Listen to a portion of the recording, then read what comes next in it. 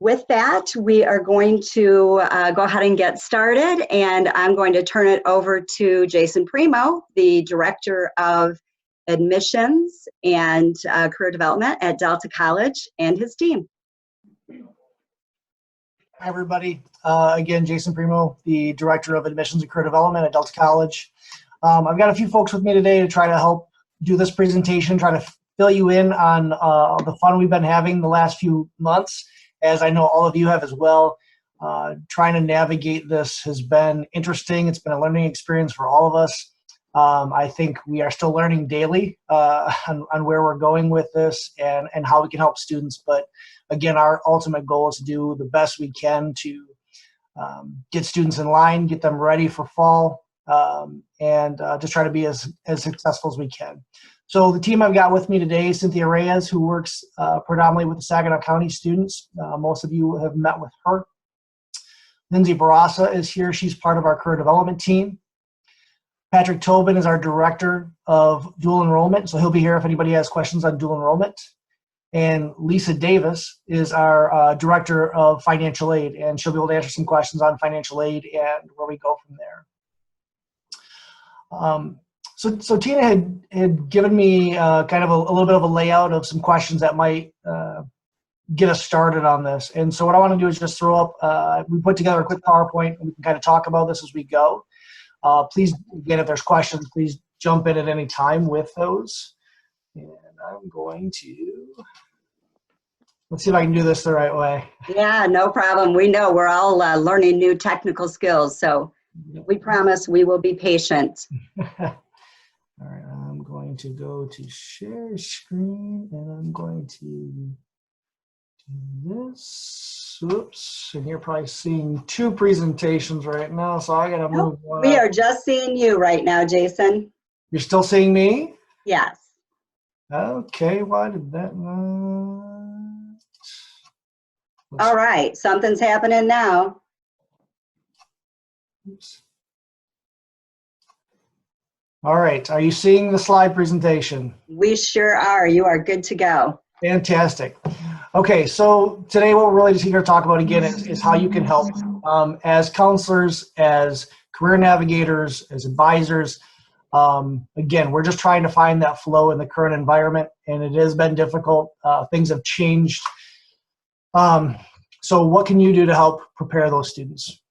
And we're going to start with really is how are those processes changed on the admissions and enrollment side? We'll get into the financial aid and career sides in a minute. A couple of things that we've done is we're looking at multiple measure for placement. You know, with not being able to do as much remote testing, and I'll talk about how some of those challenges, we have kind of worked our way through those. But we'll talk about the multiple measures, the remote AccuPlacer. We've developed a new intake form to help students get through this process. Virtual orientation, I know a lot of students are asking, what are we doing with orientation? How do I get into my orientation? I need to register for classes. And then we'll talk about a little bit of the academic advising registration session. So really what we're doing, again, and most of you know this, our students, we're looking to have them apply first. That's our priority, get them through there. Right now we are still sending out paper acceptance letters. I go in every Monday and I'm still sending those out. They will be online hopefully in another week. We were having a couple struggles with that, but we're getting through that. And so students will have electronic notifications for acceptance, and their steps to success will be on our website. One of the really important pieces that you can help out with right now is if there's any way to help provide those SAT and high school transcripts. Our academic advisors have sat down with our faculty to help develop a multiple measures opportunity for students to be able to place into courses. Because we know some of the students weren't taking SAT. Some of them are not able to get in to take our AccuPlacer because we've been closed from that perspective. So they're using multiple measures. So we're looking at GPAs. We're looking at courses they've taken.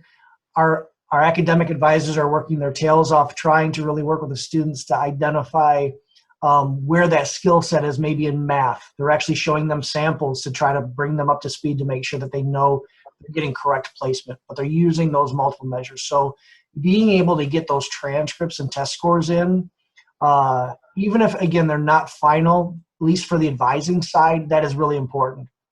If a student meets that 500 in math and 480 in the reading writing portion, technically we don't need to have the transcript right away, but it still does help in that transition with advising, especially if they are trying to get into a chemistry class. We need to make sure that we've seen that they have a chemistry class in high school to be able to provide that information. Those can still be sent. Right now they can be sent through our Delta email.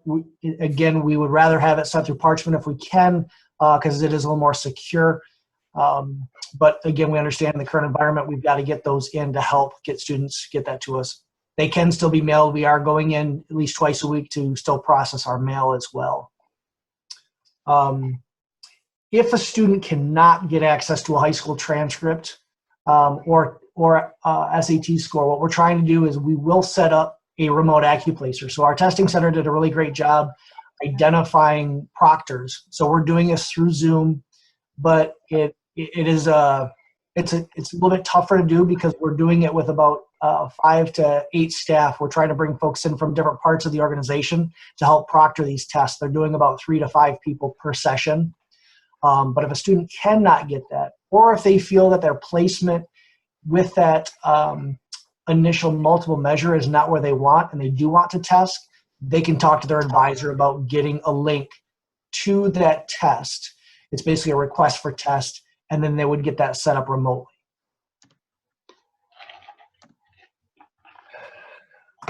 After they take that test, or after we've received their transcripts, the student should receive a link for taking the new student intake form. If for some reason you have a student who has those turned in and has not received that, have them reach out to their admissions rep or just send an email to the admit@delta.edu mailbox, and we'll get that set appropriately.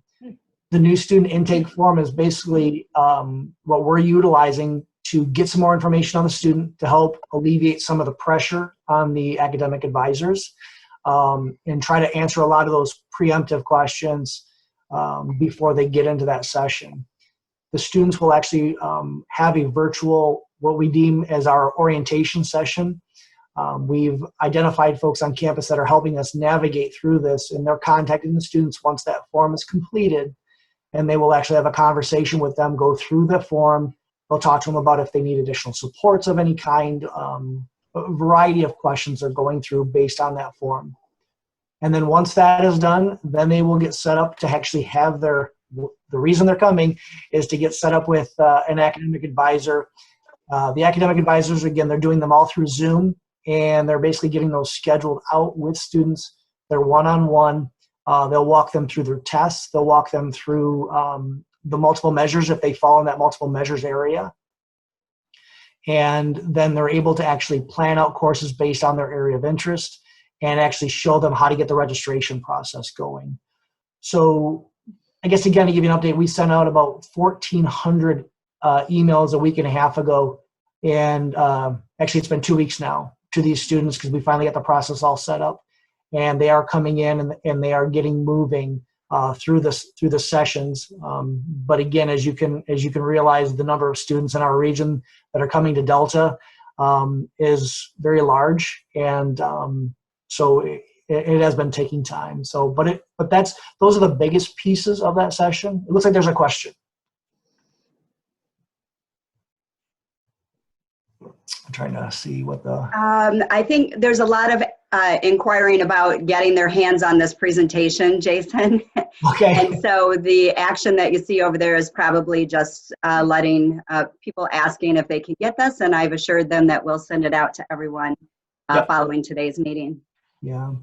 So Jason, just a quick question. When I was sent the link for the intake form, so I did send that to some kids because, you know, they're just not actively checking their Delta email. So I sent that to some kids, but I just tried to click on it just to see what it looked like. But am I right that you have to sign into the portal to actually see it?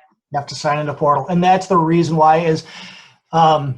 So again, and that's what I'm talking, when I look through the checklist of what the students will receive is It's a document or form that is actually built behind the portal, just for security reasons because of some of the things we're asking them. So it does have to go that route. Okay, I just wanted to make sure that I didn't have a bad link or something, but It should be okay. And really, again, what my biggest suggestion, I mean, we're all busy, but and again, I know you're trying to be very preemptive, and I love that.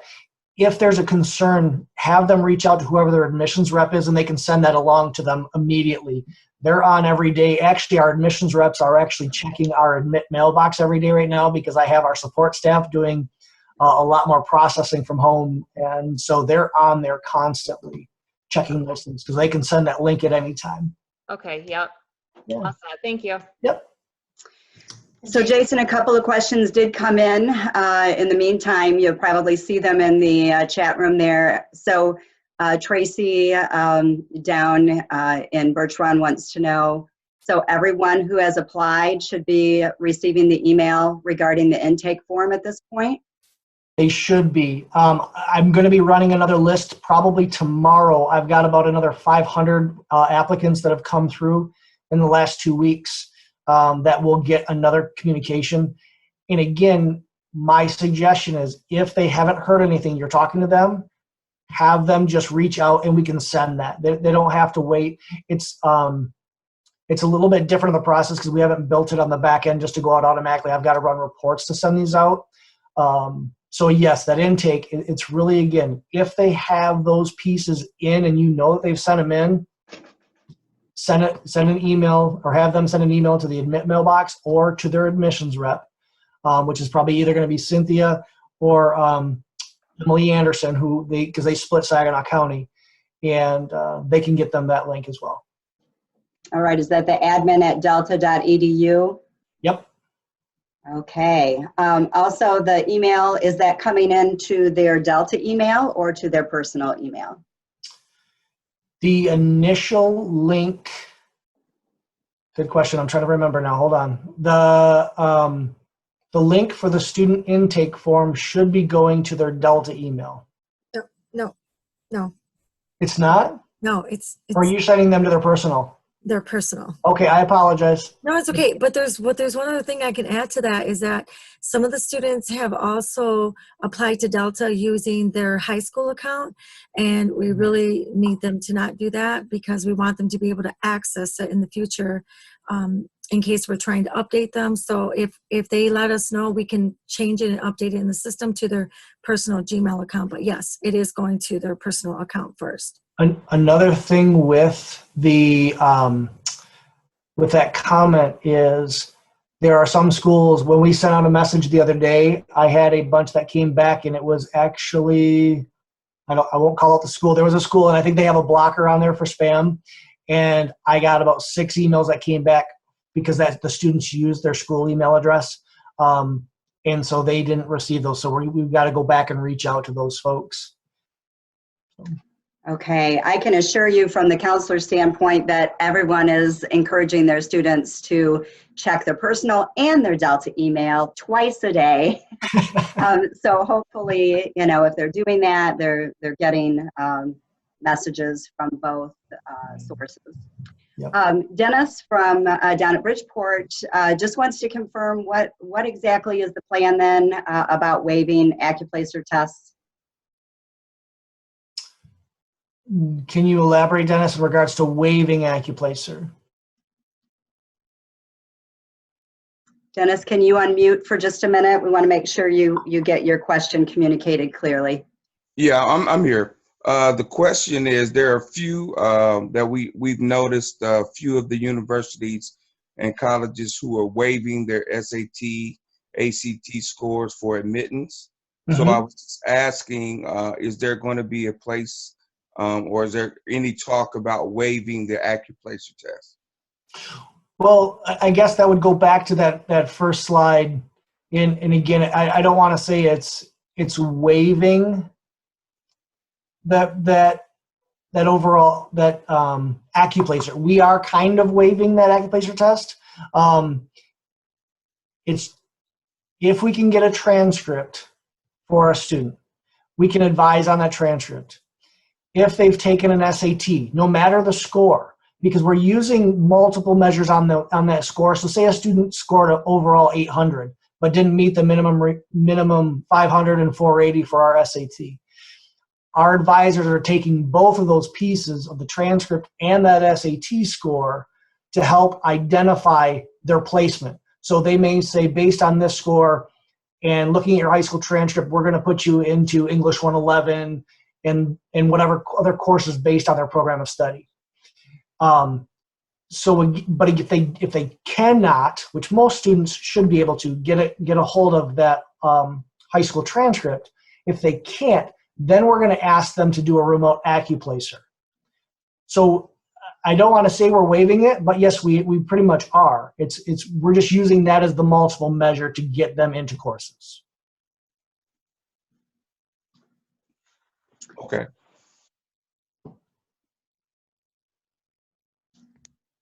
Thank you. Yep. Okay, please continue, Jason. Okay. And I'll go ahead back here. And I think, again, really from our perspective, I mean, those are some of the bigger concerns on this. And we'll save a little bit of time at the end for some more questions as well. I want to make sure that other folks that are here have some time to chat, but we'll walk through some more pieces. I'm going to have Lisa jump on, and then Lisa, just let me know when I need to switch this over. Sure. Okay. All right. So fortunately, the process for financial aid has not changed a lot. As far as the initial application goes, we know for the 2021 academic year that students are going to use their 2018 income information. Unfortunately, we're probably going to see a lot of families that have been impacted recently with the situation and financially. So what we're going to, it's suggested that students fill out their FAFSA just as they would normally, and then they're going to want to contact the financial aid office for whatever school they'll be attending and see if they can do a special circumstance, because then we can make some different considerations as far as their income goes with their current situation, but it's a manual process. It's really important that students do get their electronic account set up with Delta if they are attending there, because we are going to communicate primarily to their Delta email. And we also have a self-service platform where students can see the status of their financial aid application when they've been awarded, if documents are needed to finalize that process, and then also to accept any financial aid awards that they've been given so that it can be applied to their tuition and fees. The link, this presentation does have a link to a video that's helpful if you're not familiar with self-service and want to view that to help your students as well. We are taking documents either by fax or mail. If it does not have private information on there, like social security numbers and such, for instance, like a high school diploma, students can email that to us. They can simply take a picture of it with their phone if they want, and then email it to us that way, because we will need that for TIP. And that's probably a good segue into the next slide, Jason.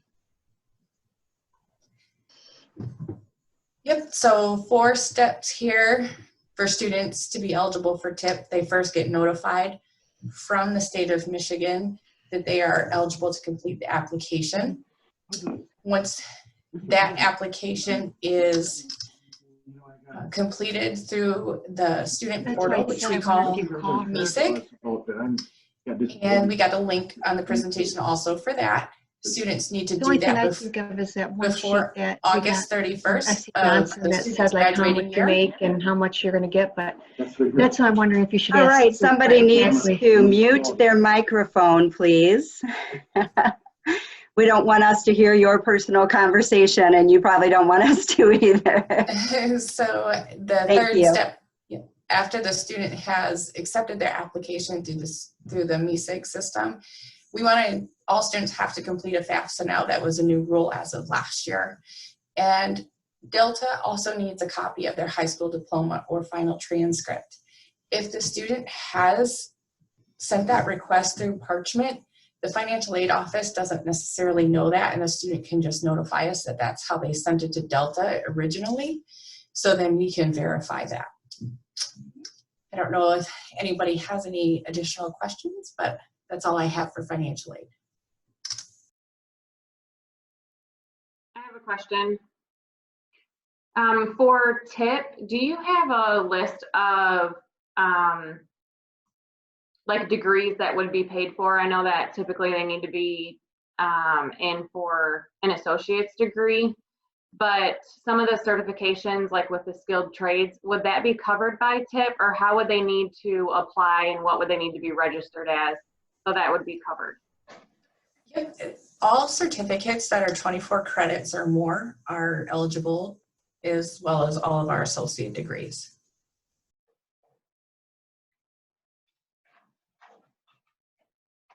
Excellent. Any other questions for Lisa in the financial aid area?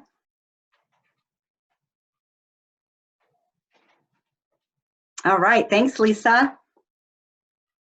Somebody is asking what it takes to apply for a special circumstance. Oh. So if a student does approach us for an situation, we're first gonna evaluate what that is for, if it's a reduction in income, or if it's a divorce, or any situation like that. And so then we have, because the FAFSA uses prior year, we can take a look at using either 2019 income, or we can use 2020, whatever is probably the most true financial picture for that student for the year that they're going to be attending school. And if we're going to use 2019, we would take copies of those taxes and just use that information on the FAFSA. If we're using 2020, it's a little bit more difficult depending on the situation. There's different documents we're going to collect. And if we are projecting income out, then we would take like current wages. We would, if they were laid off, we'd have to have proof of that. And then we would just kind of project out what the family financial picture will be for the rest of the year. And we'll use those estimated figures.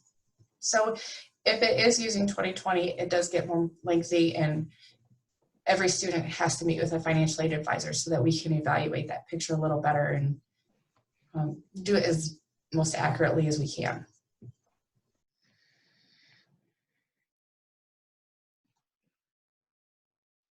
All right, it sounds like that answered Erica's question from over in Chesaning. Thank you.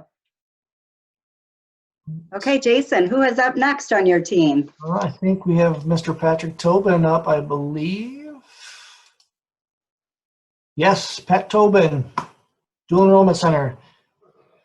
Hi, everyone. So this may seem funny to say, not a lot has changed. The main change for dual enrollment is the multiple measures versus AccuPlacer.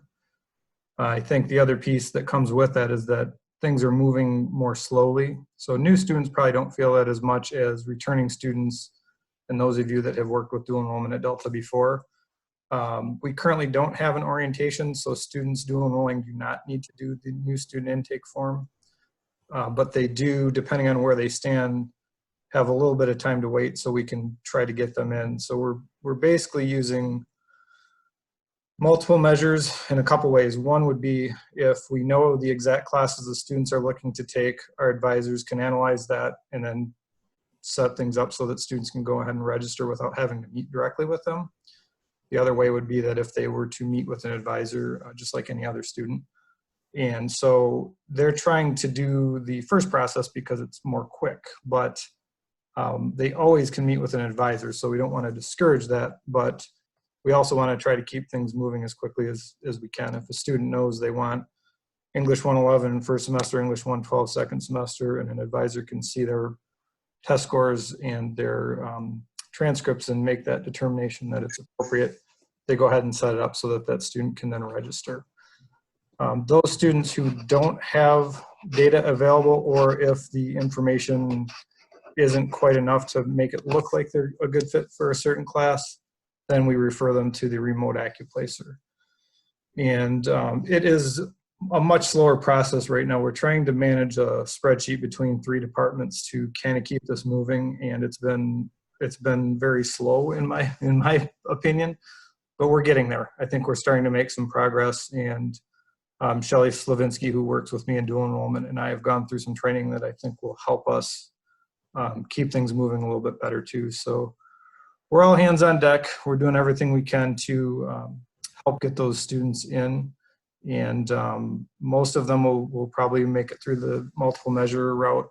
Those that can't, we will go through the remote AccuPlacer. Seeing a question. Let me look here.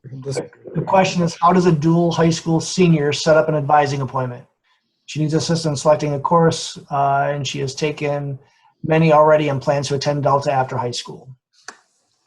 You can do it one of two ways. She could email us at dualenrollment@delta.edu and we can get her the information, or she could actually email directly to advise@delta.edu. Is that correct, Jason? Advise? Yep. Yep. And then could go that route. So either way, we're always willing to help students. Is it a current senior graduating? Hi, Patrick. It's me, Katie. I have a senior that is planning to come. No, they're going to be a senior next year. So she's exhausted a lot of classes, and she's planning to come to Delta. So I just would feel safer if she talks to an advisor. Yeah. So either way, if you want to send her through us, we can help get her there. If not, she can go directly to Advise. And she already has an advisor assigned to her based on our new student success team model. So she definitely sounds like a student that should. And I think it's great when students see our advisors. They can do a lot of help, especially if a student knows kind of where they're headed. Okay, so which one's better? Which one do you recommend? Which is easier? Advise is direct. So I would go there, but advise.delta.edu. Yeah, Lindsay just put up advise@delta.edu. Oh, okay, perfect. Thank you. You're welcome. And then just a note for those of you who are waiting for transcripts, we're a little later than normal because some of the technical capabilities and making sure that those transcripts are protected when they come to you. So hopefully very soon those will start rolling out. So we apologize for that. And then I think I have one more slide. There we go. So things that have not changed, trying to be positive, which I'm sure all can relate. Sometimes it's difficult in these circumstances. Having been in K-12, I can't imagine what it's like trying to manage this in K-12. It's not always fun where we are, but we're certainly making the best of it. And we can be reached by phone, but generally our dual enrollment at delta.edu is a good route. It's more quick. Obviously, we check our voicemails, but we don't check them every minute of every day. And both Shelly and I monitor that email address. Shelly more than me, but when she's busy or not available, I jump in there too. So, and then just to let you know, we're very much committed to making sure students have opportunities to dual enroll, even with all the crazy that's happening in our worlds. And we want to help both your students and you as much as we possibly can to make those things happen. Thank you, Patrick. And next, I'm going to have Lindsay jump in, and she's going to talk about just some of the things our career development office is doing and how they might be able to help you help your students as well. Good afternoon, everyone. It's very nice to see you again after being away from the office for what now? We're going on 8 weeks. I would like to first let you know that for the past 8 weeks, we've been working a lot on making sure all of our services that we had been offering to prospective students, working with you with in outreach for those students to get through into Delta's processes and assist them with anything they need help in related to careers. We've taken all of our services, I'm happy to let you know, and we're offering those virtually. So none of our services have stopped. We went from offering all face-to-face services on campus 8 weeks ago to now we're up and ready and we're doing those virtually. So we have a very small staff of 2, just a forewarning. But all of our services are now, we're happy to say, continuing online and they're virtual, both with students job seekers and employers alike. So we've been very busy working on making sure that we can continue to offer these services. So much of some of the same things that we've gone over previously in other workshops, we will be continuing to offer. So we would like you to, I know that you all love our web pages, so I encourage you to go out and visit our career services webpage. It's been recently updated as of this week, where students can walk through the career development process. So if you're working with a student and they're unsure of what their future might look like, or seeing a lot of these essential opportunities come up that they're seeing in their everyday lives now of what's needed in the workforce, they may be kind of switching gears. So it's a great time to visit the career development process with a lot of the resources we have to offer. As you'll remember, we have the Focus 2 career assessment tool. And as Tina mentioned, she's going to be sending you out some information, and we have a resource guide for you that has links with access on how to offer this to students as well. So they will be able to easily log into this tool, go through the assessment. It will link them to different programs. It will link them out to ONET so they can do some additional career research and so forth. Again, exploring the pathways, we have our career coach tool that's on Delta College's website as well. So that is online and ready to go.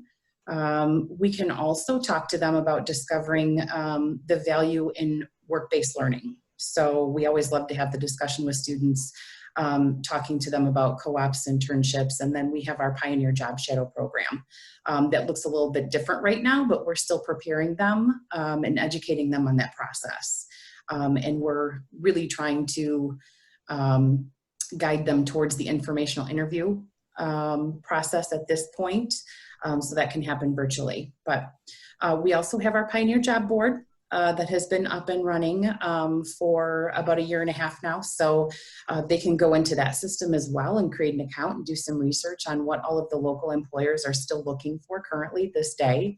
There are a lot of jobs being posted on an hourly, minute, daily basis. So we're very busy from that aspect. We also have a great tool called Big Interviews. So this is typically offered to our students at Delta. So once they are dual enrolled or a student at Delta College, or they've applied and have their delta.edu account, they will be able to go into this system and practice their virtual interviewing skills. So all of these services are offered virtually, as I said.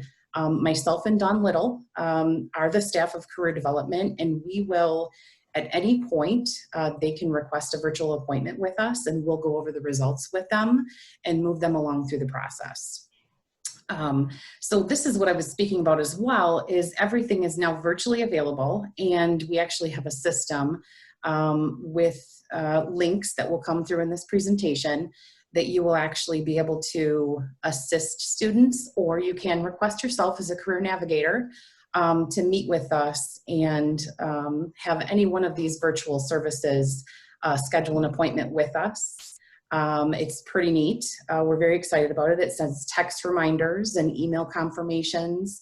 It sends out preparation prior to the appointments. So any information we want them to review prior to gets sent out to them as well. So we're very excited about this, and I'd just like to reassure you that we're offering all of our services, and we're here to help them. Fantastic. Well, that is all we have for you. So if there are some more questions coming in, we can definitely bounce those off. Whatever you've got questions on, we're here to answer. We had a couple of questions that were submitted before today's meeting, Jason, and I apologize if maybe you covered it and I missed it, but when is the deadline for fall applications? So I'm going to answer that in two ways. One is for our admissions process in general. We have rolling admissions, so it's ongoing. So unlike the universities where, you know, it's a May 15th deadline, students can apply up until, I mean, I've had students apply the week before. I don't recommend that. But really the bigger point there would be more on Lisa's part of, especially if they're applying for financial aid, is really trying to get that in as soon as possible.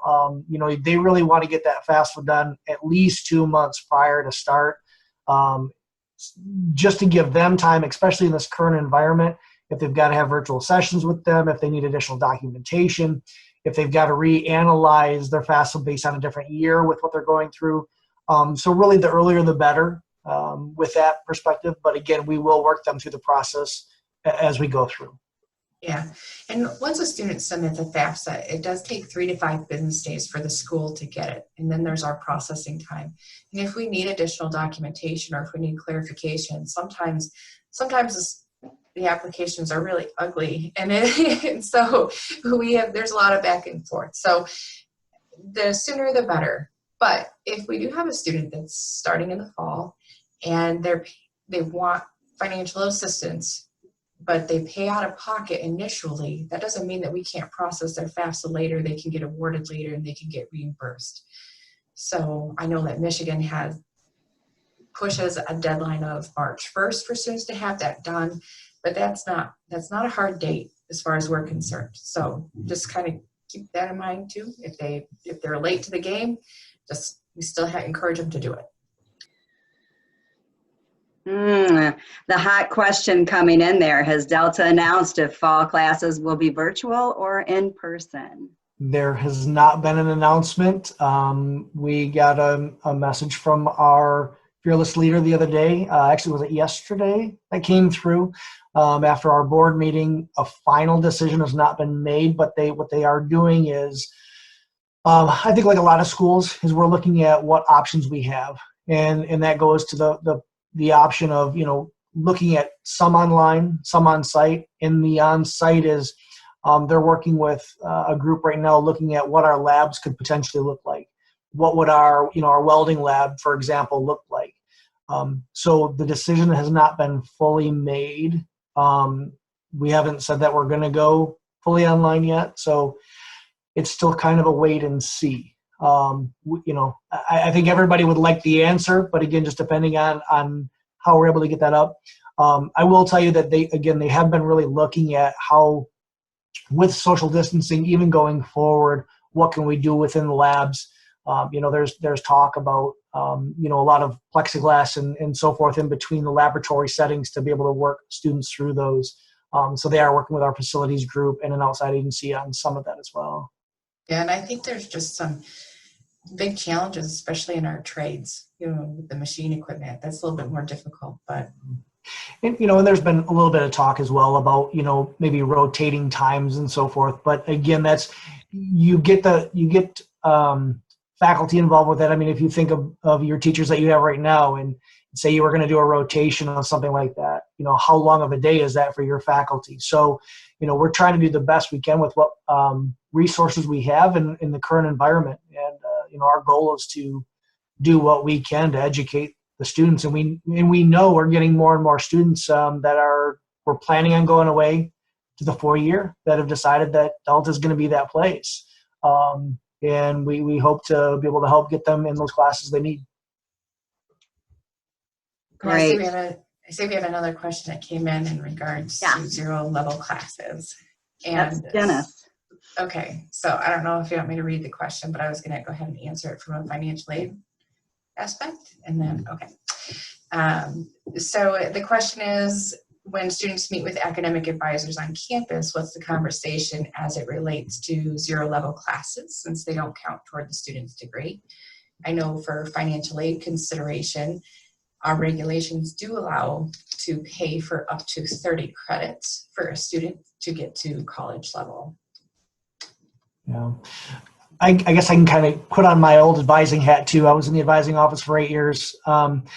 One of the things, and again, especially in the current environment, like I mentioned with that multiple measure, a student may be working with an advisor and the multiple measure puts them into a 0 level course. So it puts them into a reading 097 or writing 098 course. But it's a conversation that they have just like they would of any other time frame. And if the student says, I believe that I can get to that next level, then they will refer them to take the Accuplacer test as the option. We want to make sure that we give the student the benefit of the doubt because, again, we know high school transcript may not always indicate their future success, but that's why we're trying to use the multiple measure piece. And but that's what the advisors will be doing working with those individuals. Excellent. Any other questions for the Delta team? I just wanted to make a really quick announcement that I have had several Flint schools, counselors, and their career navigators reach out to me to do Zoom presentations for students who are interested. And so if you're thinking about something like that, I'm more than willing. Send me a Zoom invite. I'll put it on my calendar, or we can work out a day and time that would work for your team.